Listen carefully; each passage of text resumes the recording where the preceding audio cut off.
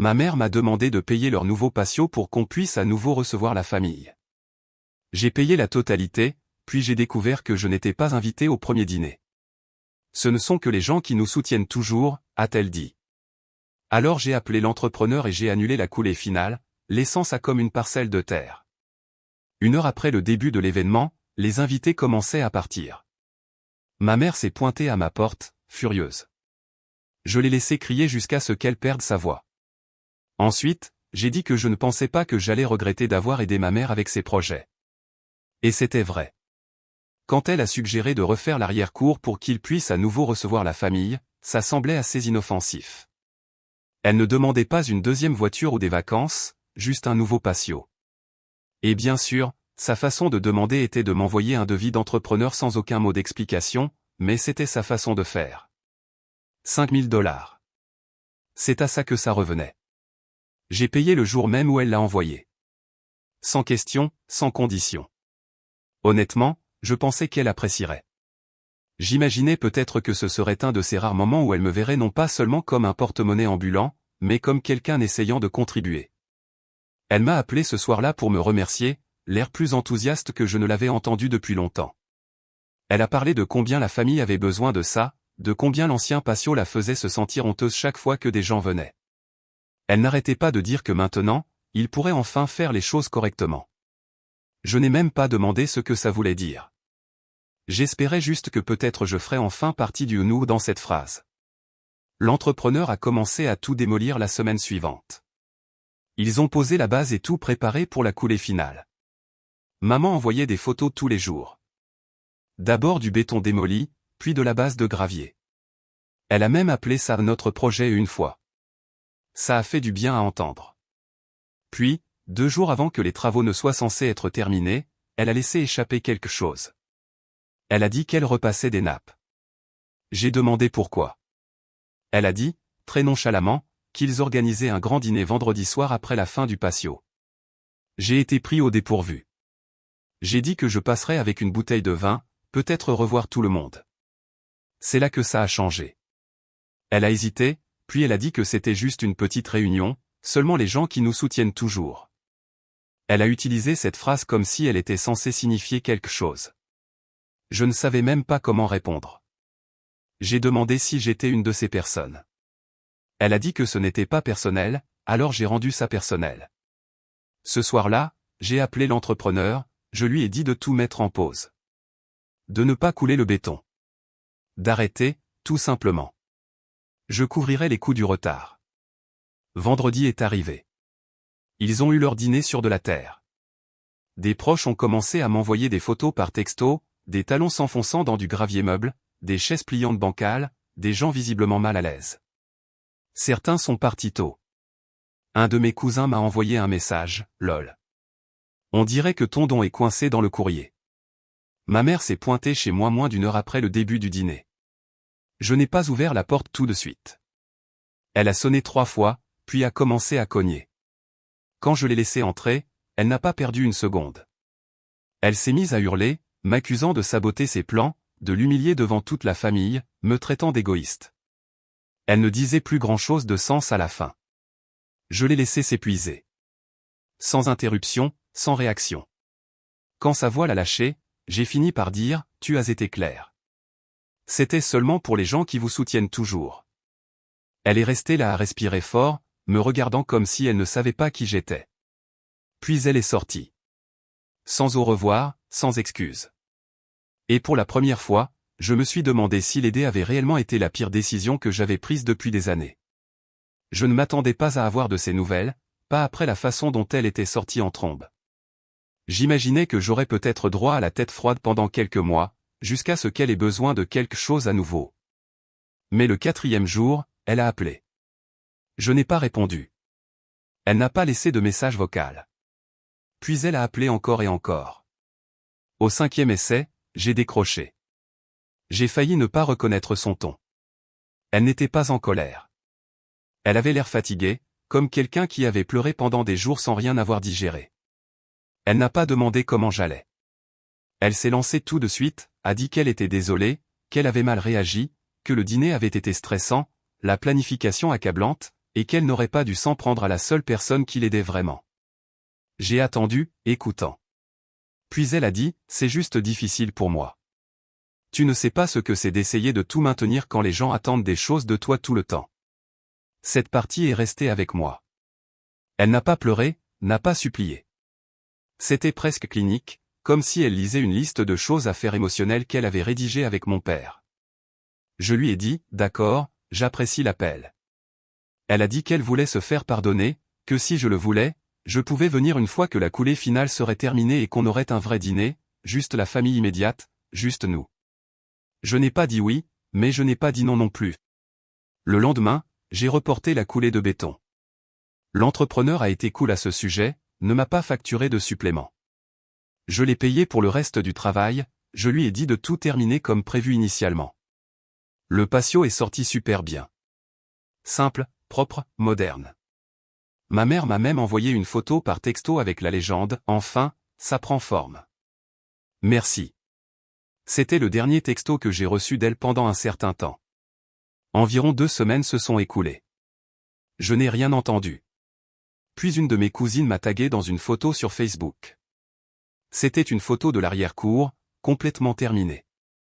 Pas seulement le patio, mais de nouveaux meubles de patio, un grill, des jardinières, des guirlandes lumineuses, même une pergola qui n'était pas dans les plans initiaux. On aurait dit un catalogue. J'étais stupéfait.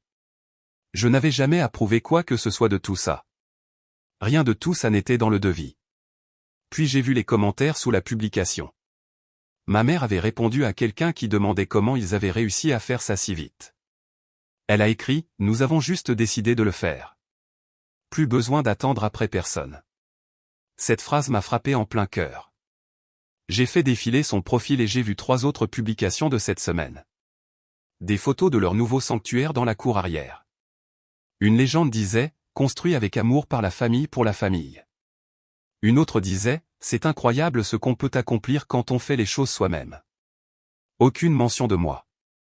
Pas même un soupçon que j'avais financé le tout. La prochaine réunion de famille a eu lieu chez un cousin. Je ne prévoyais pas d'y aller, mais je suis arrivé en retard juste pour éviter d'avoir l'air mesquin. Je suis resté à l'écart, j'ai fait la conversation, suis resté peut-être 1 heure. À un moment donné, je suis passé devant ma mère dans la cuisine.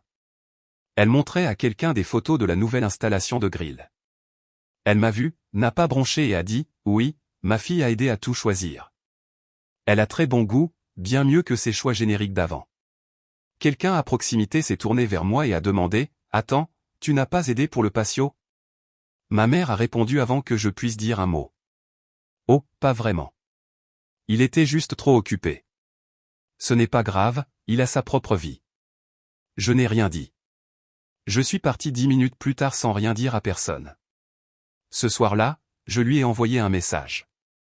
Je n'ai pas crié ou accusé. J'ai juste dit, je n'apprécie pas d'être effacé de quelque chose que j'ai payé. Elle l'a lu, n'a pas répondu. 3 jours plus tard, j'ai reçu une demande Venmo de sa part. 82 $ pour des chaises de patio supplémentaires. Émoticône souriante. J'ai refusé. Puis elle a envoyé un texto, ne t'inquiète pas. Tu en as déjà fait assez. À l'époque, je pensais qu'elle le pensait sincèrement, comme si elle essayait de me déculpabiliser. Je n'avais aucune idée qu'elle utilisait encore l'argent que j'avais envoyé pour ce projet pour tout terminer ou qu'elle et mon père avaient déjà terminé les améliorations et meublé l'endroit sans jamais m'en parler. Et je ne savais absolument pas qu'elle racontait aux gens qu'elle et ma sœur avaient tout fait toutes seules.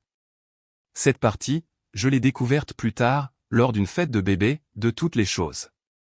Elle était debout avec un groupe de parents, montrant fièrement des photos de l'espace terminé. Quelqu'un a plaisanté sur la chance qu'elle avait d'avoir une fille aussi serviable. Et c'est là que ma mère a dit ça, honnêtement, je n'ai plus besoin de rien de la part de ma sonne. C'est sa sœur qui nous comprend vraiment. Elle l'a dit comme si c'était un fait, comme si je n'étais même pas là. Et c'est là que j'ai réalisé quelque chose. Ce n'était pas juste du manque de respect. C'était de la trahison. Et ce n'était pas fini, loin de là. J'ai arrêté de répondre à ses appels après ça. Plus de textos. Plus de petites conversations. Je n'allais pas me battre pour ça. Je l'ai juste coupé silencieusement. Je n'ai même pas dit à mon père. Il était toujours son écho de toute façon. Si elle disait que le ciel était vert, il plisserait les yeux jusqu'à ce qu'il le voie de cette façon. Un mois s'est écoulé. Puis, sortie de nulle part, ma sœur a appelé. Elle n'appelait jamais. La dernière fois qu'on s'était parlé, elle me demandait si je pouvais l'aider à payer le loyer pendant qu'elle sortait d'un emploi de barista sans avenir pour quelque chose de plus créatif. Je lui ai envoyé l'équivalent de 2 mois. Je n'ai jamais entendu de remerciement, juste une demande Venmo 2 semaines plus tard pour faire l'épicerie. J'ai refusé celle-là aussi. On ne s'était pas vraiment parlé depuis. Mais là, elle appelait, et j'avais le pressentiment que quelque chose n'allait pas. J'ai laissé sonner. Elle a appelé encore, puis encore. Au 4e essai, j'ai répondu. Elle n'a même pas dit salut. Elle a dit, je suis chez maman et papa. J'ai besoin d'aide. J'ai gaffé. Au début, j'ai pensé que c'était quelque chose de médical. Puis elle a dit le mot au casino. Apparemment, elle s'était mise au jeu d'argent en ligne, avait commencé petit, y était allée plusieurs fois, pensait qu'elle était bonne à ça. Elle a rejoint un groupe d'amis qui faisaient des paris, diffusaient des tournois de poker, lui ont même appris à utiliser des portefeuilles de crypto. Au début, ça allait bien. Elle payait son loyer, a acheté un nouveau téléphone, a envoyé des fleurs à ma mère juste comme ça où tout le monde pensait qu'elle était finalement en train de changer de vie. Ce n'était pas le cas. Derrière tout ça, elle perdait plus qu'elle ne gagnait.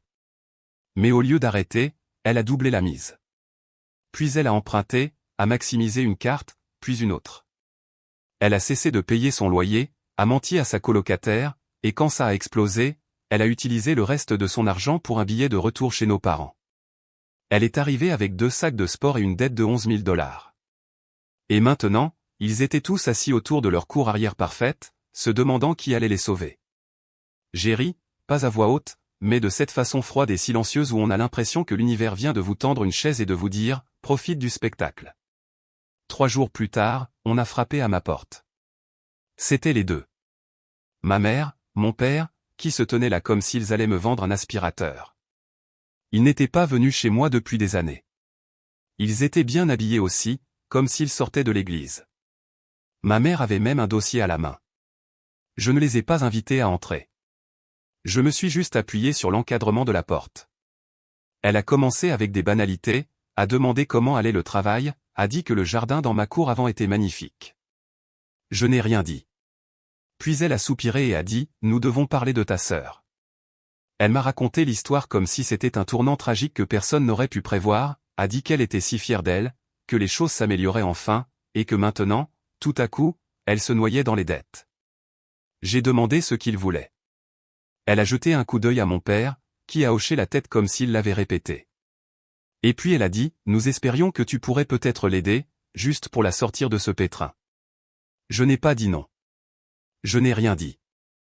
Je les ai laissés continuer à parler. Ma mère a commencé à utiliser des mots comme pré-relais temporaire, juste un petit coup de pouce. Elle a dit qu'elle savait que je me portais bien et que ce ne serait même pas si grave pour moi.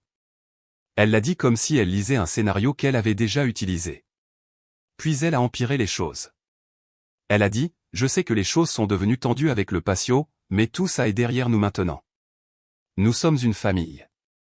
Nous nous aidons les uns les autres. J'ai failli lui demander à quelle nous elle faisait référence, mais je ne l'ai pas fait. Au lieu de ça, j'ai hoché la tête comme si j'y réfléchissais. Je leur ai dit que j'allais étudier certaines options, peut-être l'aider à élaborer un plan. Ma mère a tendu la main et a touché mon bras. Elle a dit, je savais que tu allais t'en sortir. Tu es toujours celui sur qui on peut compter. C'est là que j'ai su qu'il ne comprenait toujours pas. Il pensait toujours que je dirais oui parce que je l'avais toujours fait. Il pensait toujours qu'il contrôlait l'histoire. Mais cette fois, c'est moi qui tenais le stylo, et j'avais des projets. Je les ai fait attendre 5 jours, je n'ai pas appelé, je n'ai pas envoyé de texto, juste le silence. Le 6e matin, j'ai envoyé un message à ma mère, venez cet après-midi. J'ai quelques idées. Elle a répondu dans les 2 minutes, nous serons là à 15h. Merci, Mason. À 14h55, ils se sont garés dans mon allée comme s'ils arrivaient à un bureau d'avocat. Mon père portait un pantalon de ville et un polo. Ma mère avait un classeur cette fois, pas seulement un dossier. Je les ai regardés par ma fenêtre pendant 1 minute complète avant d'ouvrir la porte. Ils sont entrés comme des gens qui essayaient d'avoir l'air désinvoltes mais qui avaient peur de mal respirer. Nous nous sommes assis à la table. Ma mère a placé le classeur devant moi. À l'intérieur, il y avait des impressions de relevés bancaires, ces notes sur les pertes de jeu de ma sœur, même des captures d'écran de textos où ma sœur avait supplié des amis de l'aider.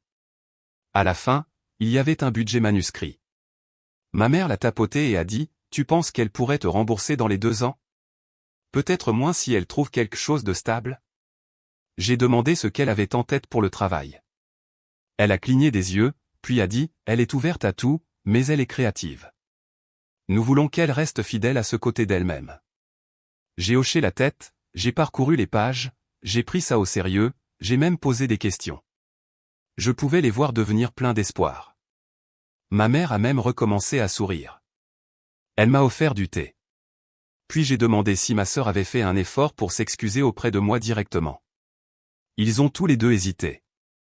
Mon père a dit, « Elle a honte. » Ma mère a ajouté, « Elle n'est pas parfaite, mais c'est la famille, et nous ne pouvons pas simplement l'abandonner. » Je me suis adossé, j'ai dit que j'allais y réfléchir, que j'allais parler à un ami qui travaillait dans la finance, voir s'il y avait une façon à faible intérêt de prêter l'argent sans que ça devienne compliqué.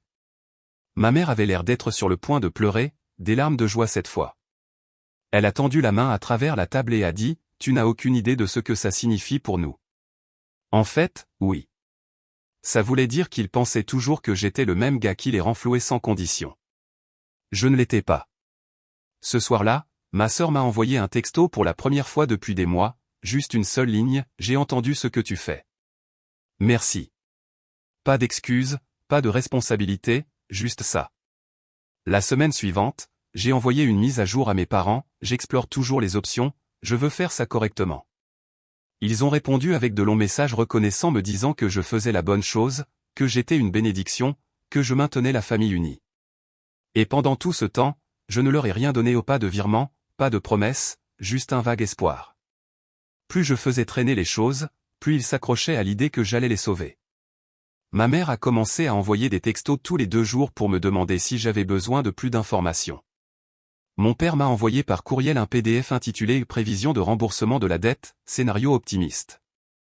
C'est devenu pathétique et presque impressionnant. J'étais étonné de voir à quelle vitesse il pouvait inverser le récit une fois qu'il croyait que l'argent arrivait. Ma mère s'est remise à m'appeler son roc. Elle m'a même envoyé une photo de la cour arrière un soir avec la légende « Nous sommes si chanceux de t'avoir ». La même cour arrière pour laquelle elle avait déjà dit aux gens que je n'avais rien fait. 2 semaines se sont écoulées ainsi. Puis je leur ai dit que j'avais pris une décision. Je les ai invités à nouveau. Ils ont apporté un dessert. Mon père portait une bouteille de vin. Nous nous sommes assis à la table à nouveau. Ma mère avait les larmes aux yeux avant que je ne dise un mot. Je les ai regardés et j'ai dit, « Je suis prêt à aider, mais ça doit être différent cette fois. » Ils ont hoché la tête, impatients. J'ai dit, « Elle va travailler pour ça. » Ma mère avait l'air confuse. J'ai dit, « J'ai trouvé quelque chose, un emploi à temps partiel qui était bien rémunéré, qui n'avait pas besoin de diplôme et qui permettrait à ma sœur de se sortir de ce pétrin correctement. » J'ai même dit que j'aiderais au premier paiement une fois qu'elle m'aurait montré 2 semaines de travail terminées. Ils n'ont pas aimé cette partie. Le visage de ma mère a changé. Mon père a baissé les yeux sur ses mains. J'ai demandé s'ils avaient une meilleure idée. Ils n'en avaient pas. Mais j'ai su, au moment où ils sont sortis, qu'ils étaient furieux. Ils pensaient m'avoir eu. Mais j'avais déjà appelé ma sœur, et elle était d'accord. Elle travaillerait. Et pour la première fois depuis des années, elle allait devoir réellement gagner ce qu'elle avait pris. Je ne m'attendais pas à ce que ma sœur dise oui. Quand je l'ai appelée et que je lui ai expliqué le travail, je m'attendais pleinement à de l'attitude, peut-être à un coup de gueule sur le fait qu'elle n'était pas faite pour le travail acharné ou qu'elle n'était pas en phase avec la configuration. Mais elle m'a surpris. Elle a demandé si c'était payé en espèces. J'ai dit que oui. Elle a demandé quand elle pourrait commencer. Cette même semaine, elle a pris un autobus pour retourner dans sa ville. Pas de drame, pas d'excuses. Elle a appelé quand elle est arrivée, a dit qu'elle restait chez un ami et qu'elle enverrait une preuve une fois qu'elle aurait commencé. Je me suis préparé à un mensonge, à des captures d'écran falsifiées ou à des photos mises en scène. Mais ensuite, elle m'a envoyé un égo-portrait. Elle portait un uniforme d'agent de sécurité et tenait une carte de pointage. C'est là que j'ai su qu'elle était sérieuse. Le travail était ennuyeux, à faible risque et en deçà de son potentiel autoproclamé, mais il était bien rémunéré et elle pouvait faire des heures supplémentaires les week-ends. J'avais aidé un de mes amis dans une entreprise de gestion immobilière à trouver quelqu'un pour un poste de nuit sur un site commercial tranquille. Pas de stress, juste de longues heures, des lumières fluorescentes et pas de casino. 2 semaines plus tard, elle m'a envoyé son premier chèque de paie, pas une capture d'écran, une photo du chèque réel dans sa main. Je lui ai envoyé $500 le lendemain matin. Ma mère m'a envoyé un texto 4 heures plus tard, si fière de ta sœur. Elle essaie. Tu avais raison. Ça a fait du bien pendant environ 5 minutes. Puis j'ai reçu un appel de ma tante. Elle a demandé si c'était vrai. J'ai dit, quoi? Elle a dit, que tu as finalement donné un prêt à ta sœur après tout ce qu'elle a vécu. Je suis contente que ta mère t'ait convaincu. Ce mot, convaincu. Je ne l'ai pas corrigé. J'ai juste demandé où elle avait entendu ça. Elle a dit que ma mère lui avait dit, et pas seulement à elle. Apparemment, lors d'un brunch familial récent, ma mère a fait ce petit discours grandiose sur les secondes chances et sur le fait que nous, en tant que parents, n'avons jamais cessé de croire en notre fille. Elle a même dit, parfois, il suffit d'une touche maternelle pour mettre tout le monde sur la même longueur d'onde. Aucune mention de moi, aucune mention du travail, aucune mention des conditions. C'était comme si elle avait reconditionné toute la situation comme une histoire à la Hallmark où elle était la lumière directrice et où j'étais l'obstacle qu'elle devait surmonter. Je n'étais pas en colère, pas exactement, plus fasciné. Ce n'était pas suffisant pour elle que j'ai payé le patio ou que j'ai presque remis $11 000 pour nettoyer le gâchis de quelqu'un d'autre. Elle devait tout réécrire pour qu'elle en sorte comme une héroïne. Je n'ai pas répondu à ces 3 prochains messages. Puis, ce week-end, j'ai fait une publication, juste une. Pas de drame, pas de balise, juste une seule photo de ma sœur en uniforme, souriant, debout devant le bâtiment où elle travaillait. Je l'ai légendé, fier de ma sœur. 2 semaines clean, travail à temps plein, paie son chemin. Elle gagne chaque étape de ce chemin par elle-même. 10 minutes plus tard, elle m'a envoyé un texto pour me demander pourquoi j'avais publié ça. Je pensais qu'elle était contrariée, mais elle ne l'était pas. Elle m'a remercié, a dit qu'elle ne s'était pas sentie aussi fière depuis des années. Puis elle a ajouté quelque chose qui m'a renversé. Elle a dit, je pense que j'avais besoin de tout perdre. Et maintenant, finalement, j'arrive à gagner quelque chose de réel. Ce soir-là, mes parents n'ont pas appelé. Le lendemain, toujours rien. Puis ma mère a envoyé un texto, juste une ligne, tu aurais pu nous parler avant de publier quelque chose d'aussi personnel. Je n'ai pas répondu parce qu'elle n'a pas demandé comment allait sa fille. Elle n'aimait tout simplement pas que le récit ne soit plus le sien. Il leur a fallu 3 jours complets pour briser le silence. Mon père a appelé en premier, a laissé un message vocal qui sonnait comme s'il lisait un ancien manuel de jeu. Il a dit quelque chose sur le fait que les familles commencent parfois du mauvais pied, comme si tout ça n'était qu'une invitation à dîner mal formulée qui avait mal tourné. Puis ma mère a envoyé un message, nous sommes vraiment contents qu'elle aille mieux, nous aurions juste aimé être plus impliqués. Je n'ai pas répondu. Je n'avais pas besoin de le faire. Il ne demandait pas d'informations. Il demandait à nouveau le contrôle du récit, la version où ils sont les parents qui soutiennent, les sages, la raison pour laquelle tout ce qui est bon arrive. Mais ce n'était plus leur histoire. Pendant ce temps, ma sœur a continué à travailler. Elle a pris des quarts supplémentaires, a commencé à lire des blogs sur la budgétisation, a même apporté son déjeuner dans un thermos au lieu de commander de la nourriture à partir d'applications comme elle le faisait auparavant. Je l'ai vu se transformer de quelqu'un qui cherchait toujours un raccourci en quelqu'un qui avait finalement réalisé qu'il n'y en avait pas. Et peut-être pour la première fois de nos vies, elle a cessé de m'en vouloir. Nous n'étions pas amis, exactement, pas encore, mais elle me parlait à nouveau comme un être humain. Elle m'a même appelé une fois juste pour me demander ce que je pensais de l'idée de changer de banque. 2 mois plus tard, elle avait remboursé près de $1,300, lentement mais sûrement, en y allant petit à petit. Pas d'excuses, pas de mensonges. Je l'ai emmenée déjeuner un dimanche. Elle s'est pointée en chandail à capuchon et en jean, les cheveux tirés vers l'arrière, sans maquillage et sans prétention. Elle a commandé la chose la moins chère du menu sans même y penser. Nous sommes restés assis là pendant 1 heure. C'était la conversation la plus honnête que nous ayons eue en 10 ans. Quelque part au milieu de ça, elle m'a dit que notre mère l'avait appelée tous les quelques jours, non pas pour lui demander comment elle allait, mais juste pour lui rappeler de dire aux gens à quel point il l'avait aidé, comment leurs conseils avaient changé les choses. Ma sœur a roulé des yeux et a dit, c'est bizarre. C'est comme si elle voulait du mérite pour ton idée. Genre, si elle le dit assez de fois, elle va commencer à le croire. Puis elle m'a regardé et a dit quelque chose auquel je ne m'attendais pas, je pensais que tu nous aidais parce que tu avais pitié de nous, mais maintenant je pense que tu voulais juste me donner une vraie chance. Je n'ai rien dit, j'ai juste hoché la tête. Ce soir-là, ma mère a envoyé un texto à nouveau, a dit qu'il préparait le dîner et voulait que je vienne. Pas de pression, juste de la nourriture. J'y suis allé. Quand je suis entré, la maison était calme. Pas de classeur sur la table cette fois, pas de discours, juste des assiettes, des couverts et un rôti de palette au four. Nous avons mangé surtout en silence. Mon père a parlé de la température. Ma mère a mentionné que le chien de sa voisine avait eu des chiots. Rien de grave. Après le dîner, alors que je me levais pour partir, ma mère a demandé comment allait ma sœur. Je lui ai donné la mise à jour complète, ses quarts de travail, ses paiements, son appartement. Elle a hoché la tête, silencieuse. Puis elle a dit, merci de ne pas avoir abandonné. Je les ai regardés tous les deux et j'ai dit, ne me remerciez pas. C'est elle qui a fait le travail. Ma mère a baissé les yeux, puis l'a dit, nous avions tort sur beaucoup de choses, surtout avec toi. Pas de larmes, pas de pause dramatique, juste ça. Et pour une fois, je l'ai cru. Avant de partir, elle a demandé si je pouvais l'aider à créer un compte PayPal pour qu'elle puisse envoyer un peu d'argent à ma sœur de temps en temps. J'ai ri et lui ai dit que j'enverrais un tutoriel vidéo. Elle a souri et a dit, peut-être que je vais le comprendre moi-même. J'en doutais, mais j'ai apprécié l'effort. En conduisant vers la maison, je ne me sentais pas en colère ou suffisant. Je ne ressentais rien de lourd, juste une étrange paix silencieuse, comme si j'avais finalement cessé de m'attendre à ce qu'ils soient différents de ce qu'ils étaient.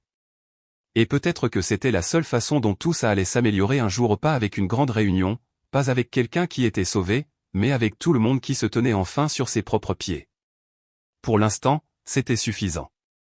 Mais je garde les reçus, juste au cas où.